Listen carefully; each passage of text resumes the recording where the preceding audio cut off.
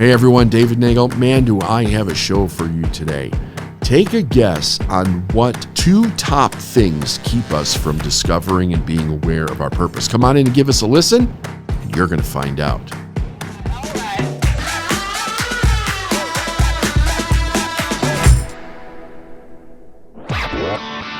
You're listening to the Successful Mind Podcast.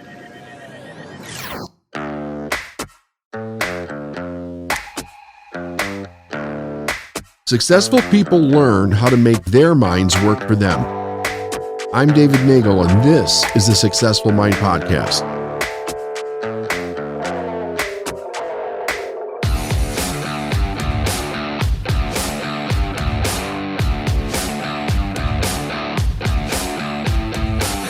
All right, so I was having a conversation with our the Elite Mind 365 group the other day. And one of the things that came up was this idea that you give yourself what you feel you deserve. And I wanted to take that concept and I wanted to expand on it for everybody, because one of the things that I hear constantly, and I have forever, I'm talking, so I've been in business for 24 years. And prior to that, the 7 years that I was just a student, and I was going to tons of seminars and lectures and that type of stuff, I would always hear people asking this question: what's my purpose? How do I know what my purpose is? How do I find my purpose? All down that lane of life, almost to a point where people were hyper concerned about the idea, as if, what happens if I get through my life and I miss it and I don't realize what my purpose is? Which I get. I think that could be anxiety inducing, actually. So over the years, and as I began to study and become more aware of the fact that we're in our purpose from the moment of conception until death, and we can argue before and beyond even if we wanted to, but I'm just talking about the lifespan here. Whether we know it or not, we're in a purpose that whole time. What we're really after is being conscious of our purpose. Now, let's talk about the life that you're living right now. If you were to just take a day, just take one day, even a half a day, and sit down, go someplace that's quiet, maybe someplace that's relaxing or inspiring, to a beach or, the woods or a walk or something, and start asking yourself the question about the quality and the content of your current life. How excited are you about what it is? Number one, how much fun are you having? Is it exciting? Do you wake up every day enthusiastic about what it is that you're doing? Do you feel motivated internally to start new things or create things or expand what you're doing or reach another different group of people or help people deeper or bigger? The idea there is expansion, creativity. That do you feel inspired to do that? Or do you feel more shut down, reserved, stuck in doubt, fear, worry, overly concerned about the worries of the day, hyper-focused about things that are happening in our world or our country? Where are you in your mind? Where is your mind kind of going here? And what have you set your life up to be? So I started this with the idea you give yourself what you feel you deserve. Now, here's something that we know. We know that people that have very difficult time in their life, all the way from people that are struggling at the bottom, up to multimillionaire entrepreneurs that are completely stuck in the machine that they built and they don't know how to get out, most of them are coming from this idea that they're not enough. What's fascinating about having a self-image or a self-esteem that has a core wound that's not enough, or to add to that I'm not lovable or that people won't love me or like me, is that people get compelled to do something from an ego-driven perspective in order to create more things in their life that they believe people will accept them for. This drives some of the most successful people in the world, by the way, people that we also call geniuses in the world. We find that many of them are actually driven from this place into this other place of greatness and creativity. One that comes to mind that everybody now knows about, although I don't think many people really knew it at the time, was Michael Jordan. I mean, that drive that was in him to be the best of the best to the best, to be like the all-time GOAT, came from comments that his father would make to him about not being good enough, that he wasn't as good as his brother. He might as well go in the house with his sisters, with the women, that because he didn't belong out there doing man's work. Those things drove him to not only find the thing that he was great at, but to become the greatest ever in those things, which, if you've ever studied anything about what this guy's done, the dedication that it took to be able to do that is extraordinary, beyond anything most people would ever even dream of doing, or frankly, want to do. Because while that might be great for him, and he may love it, he may not have any regrets. I don't know him. I've never talked to him, so I don't know what's going on in his mind. For the average person, we find that people will create some kind of a machine, either positive or negative, and then they don't know how to get off that hamster wheel. They have no idea, how am I actually going to change this in my life? They are very distant from the idea of their purpose. And the thing that they've created for themselves in two ways, which I'm going to tell you what those two ways are, keeps them stuck in what they're doing and not being able to see the purpose. So here's two things that keep you being aware of what your purpose is. Number one is complexity. Complexity. One of the things that's fascinating about the way that we live today is that our lives are so complex, it's incredible. If you look at the way that we live today versus, say, 200 years ago, right? So you go back to any point in time. Well, you can go back 50 years, 20 years even. But go back to various periods of time and you realize that there's no other time in history where our lives have been as complex as they are. But here's something else that's fascinating about this also.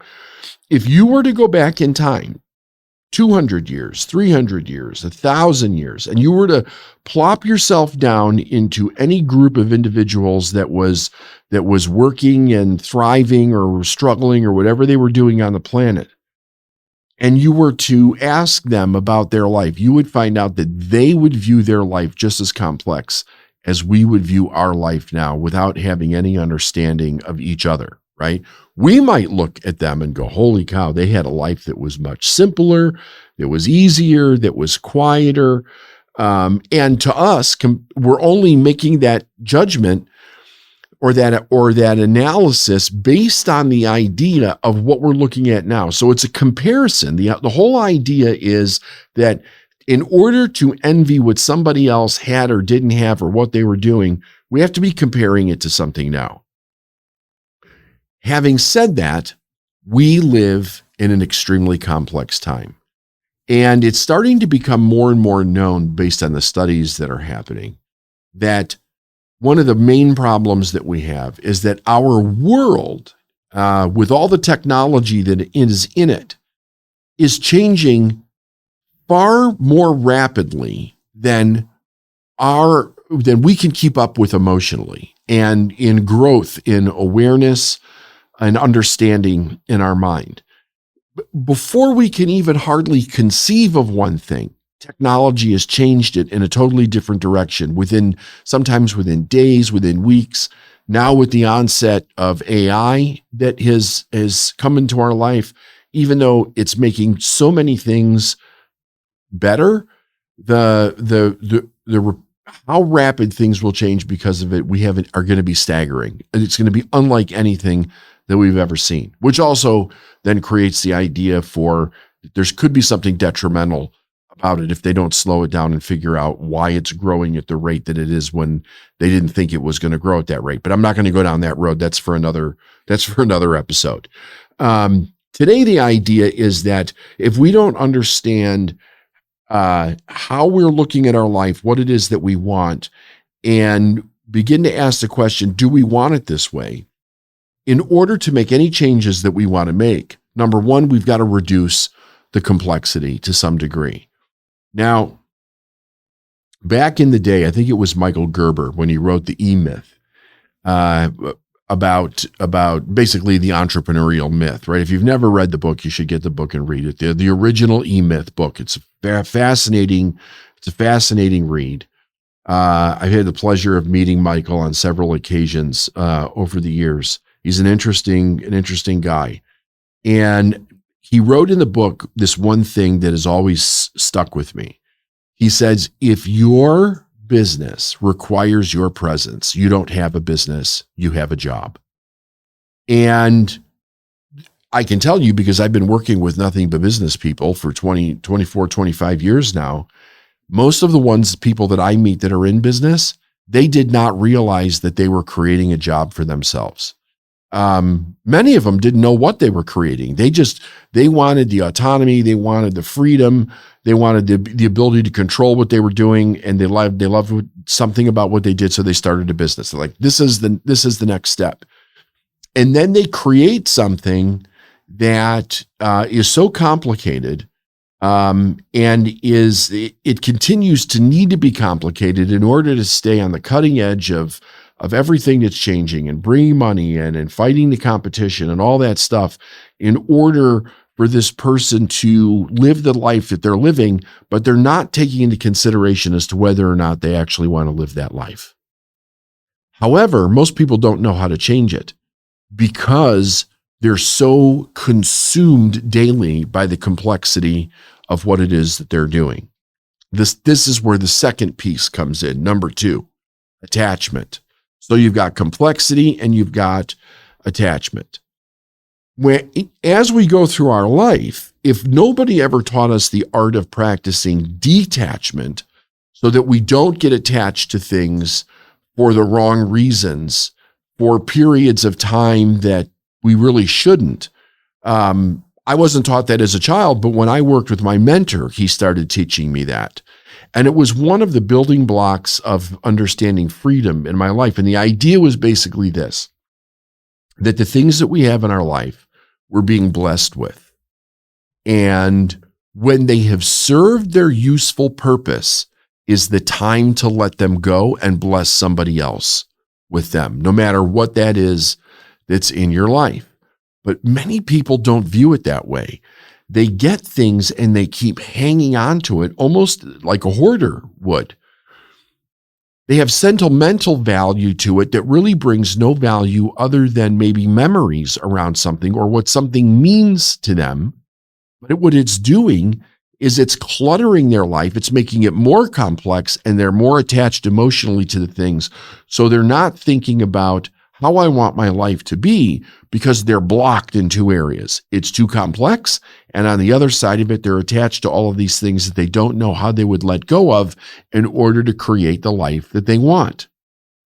This goes back to the purpose. I think that on a fundamental level, if we say, well, what is a person's purpose? Here's a couple things that we have to remember. Number 1, everything in the universe has a purpose. The purpose was here before the thing. Our purpose was here before we were created. That's why we were created. Without no purpose, there would be no purpose of us actually being here. So you as a person who's listening to this, you have an individual purpose in this lifetime, and that purpose existed before you were created. Now, having said that, I definitely have heard several spiritual and religious experts over the years talk about, and theologians too, talk about something that has always fascinated me. They said that none of us on the planet, not one human being, is even close to understanding what God's up to. And as much as I know about what I do, I would have to agree that that's right. There's so much contradiction in the ideas that it causes questions that simply can't be answered from our current level of understanding. However, here's something that we do know, that we were given all the faculties, human beings were, that allow us to duplicate creation in our life consciously. There's no other form of life that we're aware of that has the ability to do that. Now, maybe there is somewhere, but currently, what we're currently aware of, especially on this planet, there's no other form of life that we're aware of that has the intellect and the consciousness and the faculties within the intellect and the consciousness to be able to create from the no thing, nothing, into the physical form. If it's the first time you're hearing this and you're doubting it for any reason, all you have to do is look around you. Look at all the things that have been created by human beings. Where did those things exist before they were created? They weren't here on the earth, right? They were knowledge in the ether of the universe.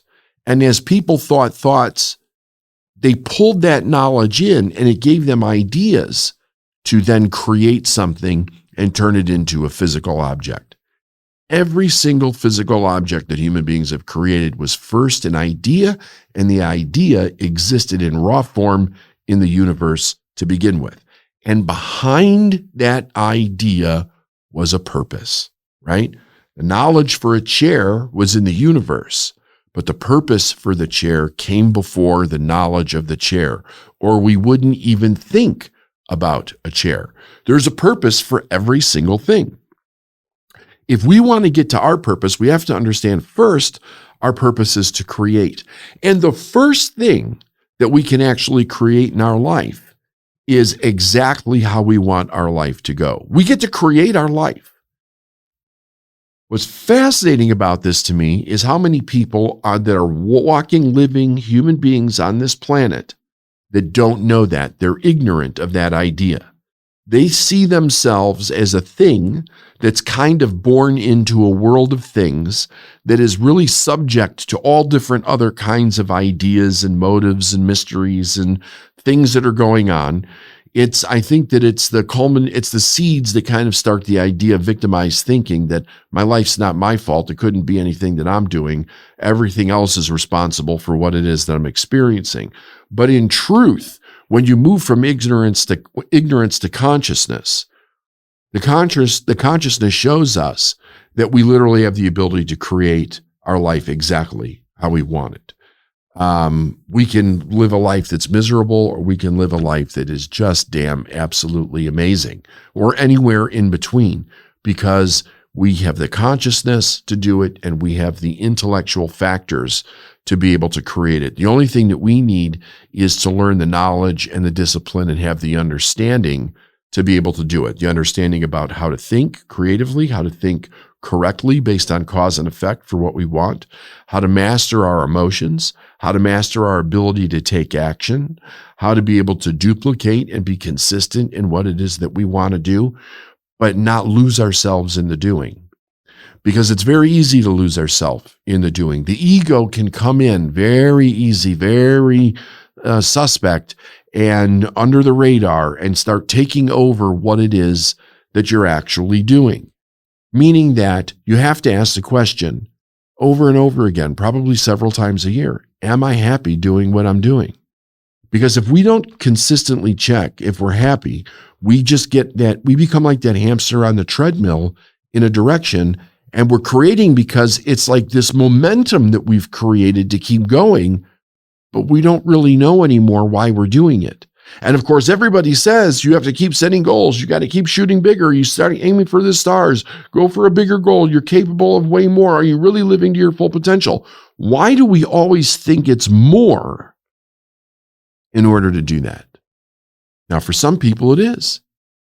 But I would argue that for some people, it's not. There's a difference between quality and more.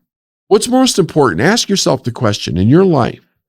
What's most important in your life?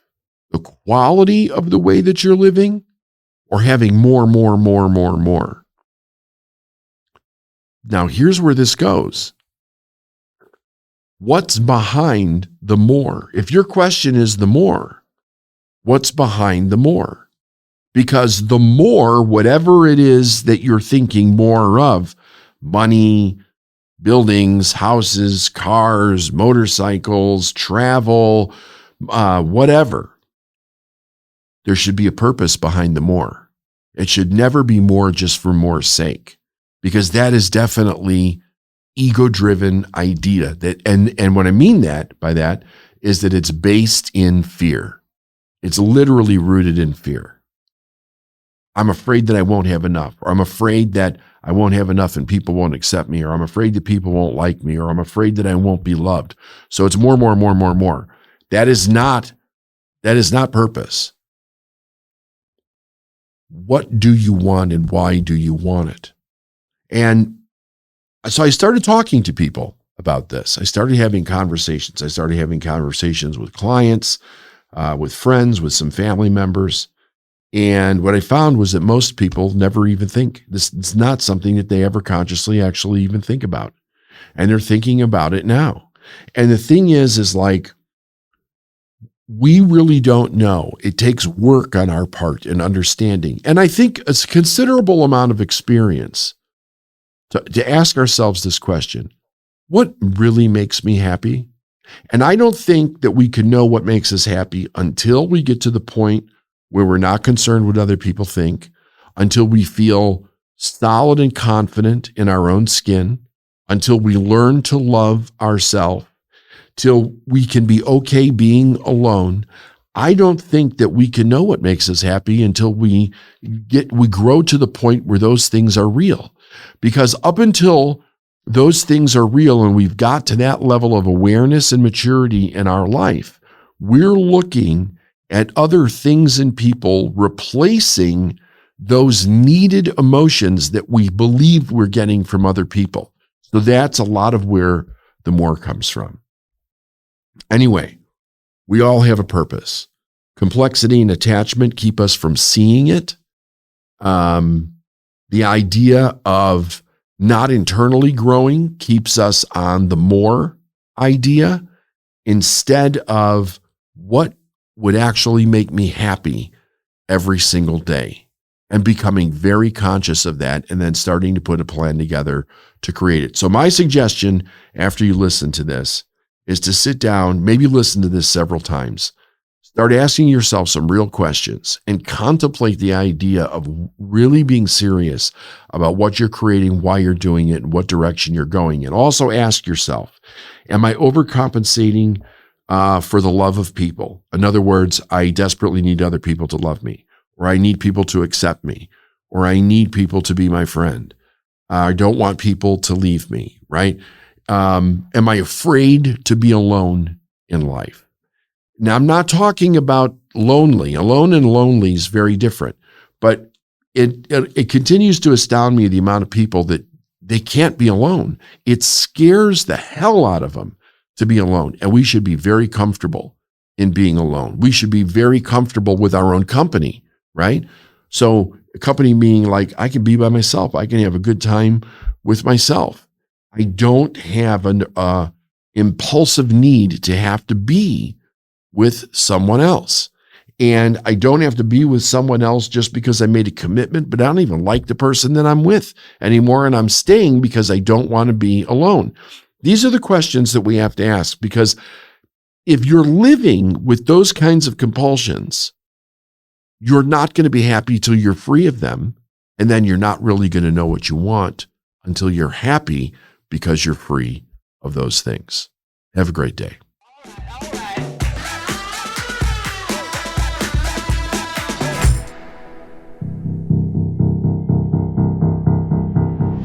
Hey everyone, thank you for listening. It was really great. I enjoyed doing this. It's a lot to think about. I know, it really is.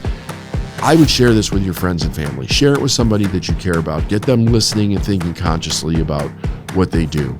And we'll see you on the next Successful Mind podcast.